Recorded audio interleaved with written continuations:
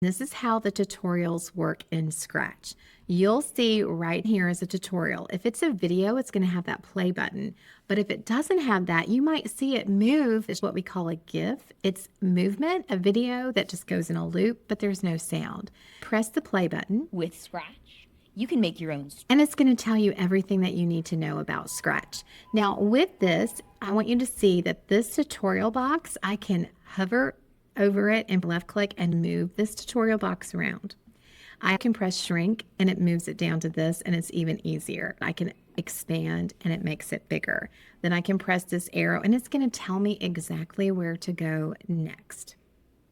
You see, this one is what I was talking about. It's a GIF. It looks like it's a video, but there's no play button. It's just a movement that loops, but there's no sound. Then it's going to show you what you're going to do. Go back over here where it shows you to get the move button.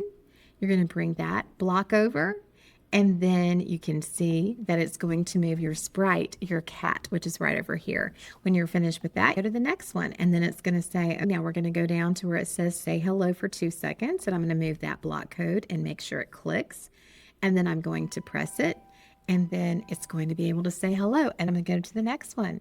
I'm going to go back to the events, this color right there. I'm going to get this block, put it on top. Now it says when clicked, it's going to run my code. I'm going to press when clicked, and then now I can press this flag right here, and it's doing all that it was going to do. Then I'm going to press this, and it's going to give me more tutorials.